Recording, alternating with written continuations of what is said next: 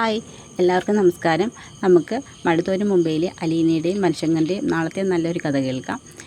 എല്ലാ ദിവസവും ചാനലിലൂടെ വീഡിയോ അപ്ലോഡ് ചെയ്യുന്നതാണ്. ചാനൽ ആദ്യമായി കാണുന്നവരാണെങ്കിൽ ഒന്ന് സബ്സ്ക്രൈബ് ചെയ്യണേ. വീഡിയോ ഇഷ്ടപ്പെടുകയാണെങ്കിൽ ലൈക്ക് ചെയ്യണേ, കമൻറ്റ് ചെയ്യണേ. അങ്ങനെ നമ്മുടെ ബാലചന്ദ്രനിൽ നിന്ന് ഗോവർദ്ധൻ അറിയുകയാണ് സ്റ്റാൻലി ജോസഫാണ് അലീനയുടെ അച്ഛൻ, വൈജയന്തിയാണ് അമ്മ എന്നുള്ള കാര്യം. പക്ഷേ ഗോവർദ്ധൻ ഒട്ടും വിശ്വസിക്കാൻ പറ്റുമായിരുന്നില്ല. ബാലേട്ടന് വിവരമൊന്നും അറിയത്തില്ലായിരുന്നു.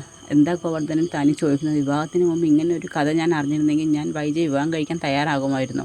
എനിക്ക് അവളോട് ഒരുപാട് ഇഷ്ടമുണ്ടായിരുന്നു. അങ്ങനെയാണ് ഞാൻ അവളെ വിവാഹം കഴിക്കാൻ ആഗ്രഹിച്ചത്.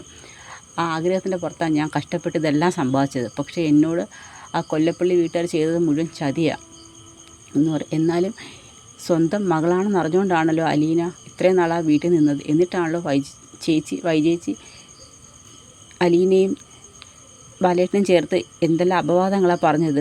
അതെ, അവൾക്കറിയത്തില്ലല്ലോ അവളുടെ സ്വന്തം മകളാണെന്നുള്ളത്.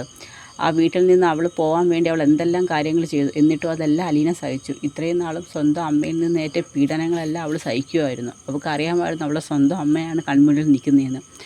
അവൾ സ്വന്തം സഹോദരങ്ങൾ തന്നെയാണ് രോഹിത്തും ബബിതയും കൃഷ്ണയും. പക്ഷേ അവർക്കറിയത്തില്ല അവരുടെ സ്വന്തം ചേച്ചിയാണ് അലീന എന്ന സത്യം. അതറിയാതാണ് ഇപ്പം അവരവളെ സ്നേഹിക്കുന്നത്. പക്ഷേ അറിഞ്ഞുകൊണ്ട് തന്നെ അന്ന് വന്നപ്പോൾ തൊട്ട് അവരുടെ എല്ലാ തെറ്റുകളും അവൾ പുറത്ത് അവരെ ചേർത്ത് നിർത്തിയത്. ഒരു പെൺകുട്ടിയും ചെയ്യാത്ത കാര്യങ്ങൾ അവൾ ആ വീട്ടിന് വേണ്ടി ചെയ്തു തന്നതും ഇപ്പോഴും ചെയ്തുകൊണ്ടിരിക്കുന്നതും. പക്ഷേ ഇതൊന്നും വൈജയന്തിക്ക് പറഞ്ഞാൽ മനസ്സിലാവത്തില്ല എന്നൊക്കെ പറഞ്ഞ് ഭയങ്കര ഇമോഷണലായിട്ടാണ് ബാലേന്ദ്രൻ ഗോവർദ്ധനോട് സംസാരിക്കുന്നത്. ഗോവർദ്ധനന് ബാലേന്ദ്രനെ എന്ത് പറഞ്ഞ് ആശ്വസിപ്പിക്കണമെന്ന് അറിയുമായിരുന്നില്ല. ആ സമയത്ത് പറയും, ബാലേട്ട, എന്നാലും അലീന ഒരു വാക്ക് പറഞ്ഞ് ചേച്ചിയുടെ എല്ലാ അഹങ്കാരവും തീരത്തില്ലേ? അലീന എന്തെങ്കിലും പറയുമായിരുന്നോ ഈ ഒരു സത്യം എന്ന് ചോദിക്കും. അവൾ ഒരിക്കലും എൻ്റെ അടുത്ത് പറയുമായിരുന്നില്ല ഗോവർദ്ധനൻ. ഞാൻ വളരെ യാദർച്ഛ്യമായിട്ടാണ് ഈ ഒരു സത്യം അറിഞ്ഞത്. അതറിഞ്ഞുകൊണ്ടാണ് നേരെ ഞാൻ ഗംഗേട്ടൻ്റെ അടുത്ത് പോയി സ്റ്റാൻലി ജോസഫിനെ കുറിച്ചുള്ള കാര്യങ്ങളെല്ലാം അറിഞ്ഞത്. അല്ലാതെ അവളിൽ നിന്നല്ല ഒരിക്കലും ഞാൻ അറിഞ്ഞത്. അവൾക്കറിയത്തുമില്ല അവൾക്ക് ഇങ്ങനെ ഒരു അച്ഛനുള്ള കാര്യം. അപ്പോൾ ഗോവർദ്ധനൻ പറയുന്നുണ്ട്, അലീനെ ഇത്രയും ദ്രോഹിക്കുകയും കഷ്ടപ്പെടുത്തുകയും ചെയ്യുന്ന ഏതെങ്കിലും ഒരു സന്ദർഭത്തിൽ അലീന പറഞ്ഞിരുന്നെങ്കിലോ എൻ്റെ സ്വന്തം അമ്മയാണിത്, സ്വന്തം അമ്മയെ കാണാനാണ് ഞാൻ വന്നതെന്ന്. ഇല്ല, അവളത് പറയത്തില്ല. അതാണ് അവളുടെ വലിയ മനസ്സ്. അത് കാണാൻ സ്വന്തം അമ്മയ്ക്ക് മാത്രം കഴിഞ്ഞിട്ടില്ലെന്നൊക്കെ ബാലേന്ദ്രൻ പറയുന്നുണ്ട്. അതിനുശേഷം നമ്മുടെ സ്റ്റാൻലി ജോസഫിൻ്റെ വീടാണ് കാണിക്കുന്നത്. സ്റ്റാൻലി ജോസഫ് ഭയങ്കര ടെൻഷനിലാണ്. ബാലേന്ദ്രൻ്റെ അടുത്ത് എന്ത് മറുപടി പറയും? സ്വന്തം മകൾ, തനിക്കൊരു മകൾ ജീവിച്ചിരിപ്പുണ്ടെന്നുള്ള കാര്യം 23 വർഷത്തിന് ശേഷമാണ് സ്റ്റാൻലി ജോസഫ് അറിയുന്നത്. പൂർണ്ണ ഗർഭിണിയായ വൈജയാണ് ആഗ്രയിൽ നിന്ന് പോയതെന്ന സത്യം സ്റ്റാൻലിക്ക് അറിയാം. പക്ഷേ അവൾ ഒരു കുഞ്ഞിനെ പ്രസവിച്ചു എന്നുള്ള കാര്യം ബാലേന്ദ്രൻ അറിയുമായിരുന്നില്ല. സ്റ്റാൻലിക്ക് അറിയുമായിരുന്നില്ല. ബാലേന്ദ്രൻ്റെ അടുത്ത് എന്ത് പറയും? ബാലേന്ദ്രൻ്റെ ഒരേ ഒരു ഡിമാൻഡ് എന്ന് പറയുന്നത് അലീനയെ സ്വന്തം മകളായി സ്വീകരിച്ച് ഈ വീട്ടിൽ താമസിപ്പിക്കണമെന്ന് തന്നെ. മറ്റ് ഒരു നിബന്ധനകൾക്കും ഒന്നിനും ബാലേന്ദ്രൻ തയ്യാറാകുമായിരുന്നില്ല. കാരണം സ്വന്തം മകളെപ്പോലെ തന്നെയാണ് അലീനയെ ബാലേന്ദ്രൻ നോക്കുന്നത്. അവൾക്ക് സ്വന്തം അച്ഛൻ ജീവിച്ചിരിക്കുമ്പോൾ അച്ഛൻ്റെ സുരക്ഷിതത്വവും സംരക്ഷണവും ആവശ്യമാണ്. അതുകൊണ്ട് അച്ഛൻ തന്നെ എല്ലാ അംഗീകാരങ്ങളും കൊടുത്ത് അവളെ കൂടെ താമസിപ്പിക്കണം. പക്ഷേ അത് പെട്ടെന്ന് സാധിക്കുന്ന ഒരു കാര്യമായിരുന്നില്ല. മറ്റുള്ളവരുടെ മുമ്പിൽ തനിക്ക് ഭാര്യയും മക്കളും ഉണ്ട്. അപ്പം മറ്റൊരു കുഞ്ഞിനെയും കൂടെ, അത് വിവാഹത്തിന് മുമ്പ് തനിക്ക് ജനിച്ച ഒരു കുഞ്ഞിനെ സ്വീകരിക്കുക എന്നുള്ളത് പ്രത്യക്ഷത്തിൽ അതൊരിക്കലും സാധിക്കുമായിരുന്നില്ല. അതുകൊണ്ട് തന്നെ കുറച്ച് സമയം ആലോചിക്കാനായിട്ട് സ്റ്റാൻലി ബാലേന്ദ്രനോട് പറഞ്ഞിട്ടുണ്ട്. അപ്പോൾ അതിനെക്കുറിച്ചൊക്കെ എങ്ങനെ സ്റ്റാൻലി ആലോചിച്ചിരിക്കുകയാണ്. ആ സമയത്ത് നല്ല രീതിയിൽ മദ്യപിക്കുന്നുണ്ട്. സാധാരണ മദ്യപിക്കുന്നതിനേക്കാൾ കൂടുതൽ അന്ന് തന്നെ മദ്യപിക്കുന്നുണ്ട്. ആ സമയത്താണ് നമ്മുടെ ആൻഡോ ചേട്ടൻ അങ്ങോട്ട് വരുന്നത്. ആൻഡോ ചേട്ടൻ പറയും, അല്ല കെനൽ സാർ ഇന്നൊന്നും ഭക്ഷണമൊന്നും കഴിച്ചിട്ടില്ലല്ലോ, എനിക്കൊന്നും വേണ്ട. അല്ല, രാവിലെ ഉച്ചയ്ക്കൊന്നും കഴിച്ചില്ല, ഞാൻ എന്തെങ്കിലും ലൈറ്റായിട്ടെങ്കിലും കഴിക്കാൻ എടുക്കട്ടെ? തന്നോടല്ലയോ പറഞ്ഞത് എനിക്ക് കഴിക്കാനൊന്നും വേണ്ടെന്ന്. ദേഷ്യം നല്ല രീതിയിലുണ്ടായിരുന്നു. സാധാരണ അത്രയും അങ്ങ് വയലൻ്റ് ആവത്തില്ല. ഇത് ഒട്ടും പ്രതീക്ഷിക്കാത്ത കണക്ക് പെട്ടെന്ന് റേസ് ആവുകയാണ്. സ്റ്റാൻലിയുടെ ആ ദേഷ്യം കേട്ടുകൊണ്ട് അവിടുത്തെ നായ്ക്കൾക്ക് പോലും അയാളെ ഭയമാണ്. അയാളുടെ ആ ശബ്ദത്തിൻ്റെ ആ ഒരു ഷാർപ്നെസ്സും ഗൗരവവും ഒക്കെ ആയിട്ട് ആൻ്റപ്പൻ പെട്ടെന്ന് പതറുകയാണ്. സാറൊന്ന് ഒരുപാട് മദ്യപിക്കുന്നുണ്ട്. എനിക്കിഷ്ടമുള്ള പോലെ മദ്യപിക്കും. താനാരാ എന്നെ ചോദ്യം ചെയ്യാൻ എന്നൊക്കെ പറഞ്ഞുകൊണ്ട് ആൻറ്റോയോട് ദേഷ്യപ്പെടുന്നുണ്ട്. അതിനുശേഷം ആൻറ്റോയെ സൂക്ഷിച്ചൊക്കെ നോക്കുമ്പോഴത്തേക്ക് ആൻറ്റോ പതുക്കെ അങ്ങ് പോകുന്നുണ്ട്. അതിനുശേഷം ആൻറ്റോയ്ക്ക് മനസ്സിലാവുന്നുണ്ട് കെനൽ സാർ അങ്ങനെ പെട്ടെന്ന് വയലൻ്റ് ആവും. പക്ഷേ ഇത് എന്തോ ആ ബാലേന്ദ്രൻ സാറ് വന്ന് എന്തോ സംസാരിച്ചിട്ടുണ്ട്. അതുകൊണ്ടാണ് സാർ പെട്ടെന്ന് ഇത്രയും വയലൻ്റ് ആവുന്നത്.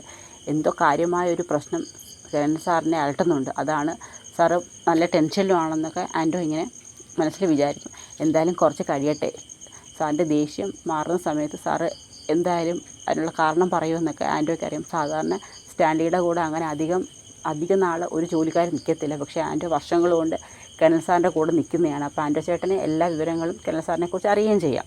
ആ പെട്ടെന്നുണ്ടാകുന്ന ദേഷ്യവും പിന്നെ തണുക്കുമെന്നും എന്നൊക്കെയുള്ളൊരു രീതിയൊക്കെ പുള്ളിക്ക് അറിയാം. അങ്ങനെ ആൻറ്റോ ചേട്ടൻ അങ്ങ് പോവുകയാണ്. അതിനുശേഷം അലീനയും മനു വിളിച്ച് സംസാരിക്കുന്നുണ്ട്. മനു വിളിച്ചിട്ട് എറണാകുളത്ത് പോയ ടൂറിനെ കുറിച്ചൊക്കെ ചോദിക്കുന്നുണ്ട്. നല്ല ടൂറായിരുന്നു, എന്നാലും എന്നെയും കൂടി വിളിക്കാമായിരുന്നു, ഞാനും കൂടി നിങ്ങളുടെ കൂടെ ജോയിൻ ചെയ്യത്തില്ലായിരുന്നു. അത് മനുവേട്ടൻ ഞാൻ പറഞ്ഞില്ലേ, പെട്ടെന്ന് പ്ലാൻ ചെയ്തതാണ്. അച്ഛൻ ഗോവർദ്ധൻ അങ്കിളുമായിട്ടൊരു യാത്ര പോയിരിക്കുകയാണ്. ആ സമയത്ത് എല്ലാവരും കൂടി വീട്ടിൽ നിന്ന് ബോറടിക്കണ്ടെന്ന് കരുതി ഞങ്ങൾക്ക് രേവതിക്കുട്ടിയും ഒന്ന് കാണണമായിരുന്നു, പിന്നെ ചിന്നിക്കുട്ടിയെ ഒന്ന് കാണണം. അങ്ങനെ ഞങ്ങളെല്ലാവരും കൂടി ചെറിയൊരു പ്ലഷർ ട്രിപ്പ് പ്ലാൻ ചെയ്തതായിരുന്നു. പെട്ടെന്നായതുകൊണ്ടാണ് ഞങ്ങൾക്ക് മനോട്ടിനെ വിവരം അറിയിക്കാൻ പറ്റാതിരുന്നത്. പിന്നെ ഞങ്ങൾ വിളിക്കുമ്പോൾ മനോട്ടിന് വരാനും പറ്റത്തില്ല, ജോലി സംബന്ധമായ തിരക്കായിരിക്കത്തില്ലേ എന്ന് പറയും. ഒരു ദിവസം ടൂറ് പോയെന്ന് വെച്ച് എനിക്ക് കുഴപ്പമൊന്നുമില്ലായിരുന്നു, നിങ്ങൾക്ക് താല്പര്യമില്ല എന്നെ കൊണ്ടുപോകാൻ. അങ്ങനെ പറയലേ മനോട്ട്, ഞാൻ പറഞ്ഞില്ലേ പെട്ടെന്നുള്ള യാത്ര ആയതുകൊണ്ടാണെന്നുള്ളത്. ശരി ശരി, ഞാൻ വിശ്വസിച്ചു. അല്ല, ബാലേന്ദ്രൻ അങ്കിൾ എപ്പോൾ വരും? അച്ഛൻ ഇന്ന് വരുമെന്നാണ് പറഞ്ഞിരിക്കുന്നത്.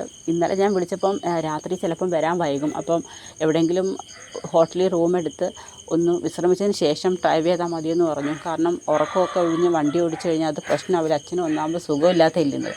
അത് ശരിയാണ്, അപ്പോൾ ഇന്ന് എത്തുമില്ലേ? ഇന്ന് എത്തുമെന്ന് പറയും. ശരി, ഞാൻ വിവരങ്ങളൊക്കെ അറിയാൻ വേണ്ടി വിളിച്ചെന്നേ ഉള്ളെന്ന് പറയും. ശരി മനുവേട്ടാ എന്ന് പറഞ്ഞ് ഫോൺ കട്ട് ചെയ്യുന്നുണ്ട്. അതിനുശേഷം ബാലചന്ദ്രനും ഗോവർദ്ധനും കൂടി ഇങ്ങനെ കാറിൽ വീട്ടിലോട്ട് വന്നുകൊണ്ടിരിക്കുകയാണ്. ആ സമയത്ത് നമ്മുടെ അലീന ബാലേന്ദ്രന് ഫോൺ വിളിക്കുന്നുണ്ട്. ശരിക്കും ഹലോ അച്ഛ, ഇന്ന് വരത്തില്ലയോ? ഇന്ന് വരും മോളെ. അച്ഛ ഫുഡൊന്നും പുറത്തുനിന്ന് കഴിക്കണ്ട, ഞാൻ ഫുഡൊക്കെ ഉണ്ടാക്കി വെച്ചിട്ടുണ്ടെന്ന് പറയും. ശരി മോളെ, ശരി, അച്ഛൻ ഇപ്പോൾ അങ്ങ് വരുമെന്ന് പറയും. ആ സമയത്ത് പറയും, ബാലേട്ടനോട് അലീനയ്ക്ക് വലിയ സ്നേഹമായില്ലേ, പിന്നെ അവൾ എന്നെ സ്വന്തം അച്ഛനായിട്ടാണോ കാണുന്നതെന്ന് പറയും. അതെനിക്ക് തോന്നി, അവളുടെ പെരുമാറ്റത്തിലും സംസാരത്തിലും ഒക്കെ സ്വന്തം അച്ഛനോട് പെരുമാറുന്ന പോലെ തന്നെയാണ്.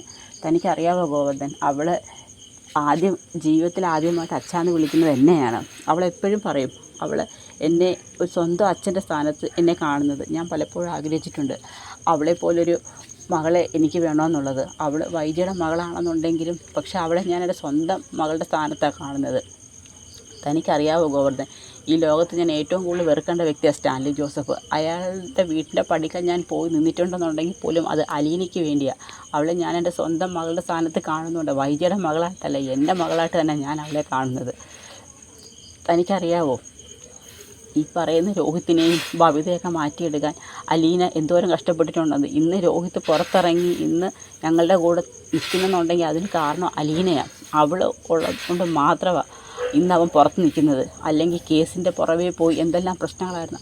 അവൾ പോയി ശരണ്യെ കണ്ട് ആ കുട്ടി സത്യം പറഞ്ഞുകൊണ്ട് മാത്രമില്ല എൻ്റെ മോനും കോടതിയിൽ നിന്ന് പുറത്ത് വിട്ടത്. അല്ലെന്നുണ്ടെങ്കിൽ എൻ്റെ മോന് ഇങ്ങനൊരു ജീവിതം ഉണ്ടാവുമായിരുന്നു. അതുപോലെ തന്നെ ബബിതയും അവളാണ് മാറ്റിയെടുത്തത്. എന്തെല്ലാം കാര്യങ്ങൾ ഇന്നും അവൾ ഞങ്ങളുടെ കുടുംബത്തിന് വേണ്ടി ചെയ്യുന്നതെന്നറിയാവും. പക്ഷെ ആരാ അവളെ മനസ്സിലാക്കാൻ? അവളെ എനിക്ക് ഉപേക്ഷിക്കാൻ കഴിയുമോ ഗോവർദ്ധൻ എന്ന് പറയും. ബാലേട്ടൻ വല്ലാതെ ഇമോഷണൽ ആവുന്നത്. ശരിയാ, പക്ഷേ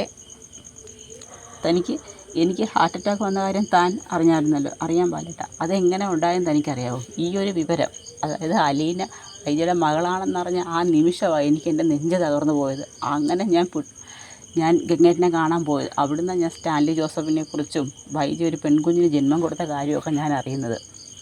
തിരിച്ച് വീട്ടിലോട്ട് വന്നു കഴിഞ്ഞാൽ എനിക്ക് വൈദ്യയെ കൊന്നു കളയണം എന്ന് കരുതി ഞാൻ വീട്ടിലോട്ട് വന്നത് എന്നൊക്കെ പറയുന്നത് കേൾക്കുമ്പോഴത്തേക്ക് ഗോവർദ്ധൻ പെട്ടെന്നങ്ങ് പേടിക്കുന്നുണ്ട്. ബാലേട്ട, അതെ, അവളെ തീർത്ത് കളയും. എന്നെ ഇത്രയും നാളും അവൾ വഞ്ചിച്ചവളാണ്. ഒരു കുഞ്ഞിനെ പ്രസവിച്ചെന്നുള്ള ഒരു ചതി എന്നിൽ മറച്ചു വെച്ചവളാണ് അവളും അവളെ വീട്ടുകാരും. അവളെ കൊല്ലണ്ടേ ഗോവർദ്ധനൻ?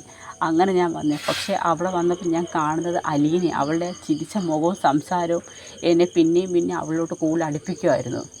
അവളുടെ മുഖം മറന്നെനിക്കൊന്നും ചെയ്യാൻ പറ്റുമായിരുന്നില്ല. അതുകൊണ്ടാണ് ഞാൻ അവളെ കൊല്ലാതെ വിട്ടത് എന്നൊക്കെ പറഞ്ഞ് വൈദ്യയോടങ്ങ് ദേഷ്യത്തുള്ള രീതിയിലങ്ങ് സംസാരിക്കുകയാണ്.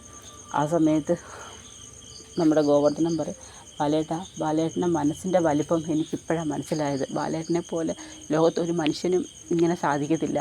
സ്വന്തം ഭാര്യയ്ക്ക് മറ്റൊരാൾ ജനിച്ച ഒരു കുഞ്ഞിനെ സ്വന്തം മകളെപ്പോലെ അംഗീകരിക്കാനും അവൾക്ക് വേണ്ടി അവളുടെ സ്വന്തം അച്ഛനെ അന്വേഷിച്ച് പോകാനും ഒക്കെ ഒരു മനസ്സ് ലോകത്തൊരു മനുഷ്യനും കാണത്തില്ല ബാലേട്ടനെ ഇത് എന്ത് പറഞ്ഞ് ബാലേട്ടനെ ആശ്വസിപ്പിക്കണമെന്ന് എനിക്കറിയത്തില്ലെന്ന് പറയും. സാരമില്ല ഗോവർദ്ധനൻ എന്നൊക്കെ പറഞ്ഞ് ഗോവർദ്ധനനും ബാലചന്ദ്രനും നല്ല രീതിയിൽ അങ്ങോട്ടും ഇങ്ങോട്ടും ഇമോഷണലായിട്ടുള്ള രീതിയിലുള്ള സംസാരിക്കുകയാണ്.